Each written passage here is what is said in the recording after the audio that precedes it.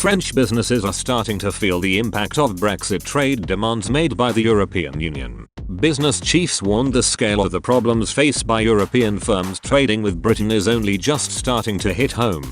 Jean-Marc Barkey, chief executive of manufacturer Selloc, said one of his trucks got stuck in the UK for 7 weeks because of paperwork errors. "We went from a system of pure fluidity to a really complex one."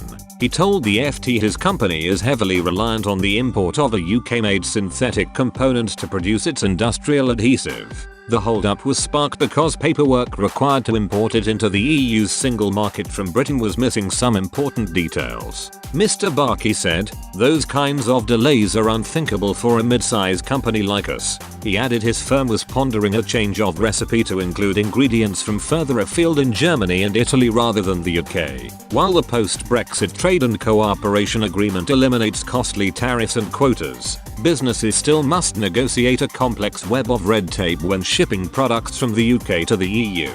Brussels refused to make special provisions for UK and EU firms trading in each other's territories. Former chief negotiator Michel Barnier often claimed Britain was trying to cherry-pick access to the bloc's single market by seeking to make trade easier. It was often noted this would hit British firms that are reliant on exports to the bloc's single market the hardest. But the impact on EU businesses, particularly in France, has often been overlooked. The latest French customs data for February shows a slight recovery in trade with the UK after the sharp slump witnessed in January. In the first month after the post-Brexit trade pact entered into force, imports from the UK to France dropped to 78% of their monthly average. Experts blamed the impact of the coronavirus pandemic on world trade and disruptions at Britain's border. Figures for February reveal a recovery, with imports from the UK to France down just 2% on their usual monthly average. Exports to the UK were still down 16% compared to the same average for the second half of 2020.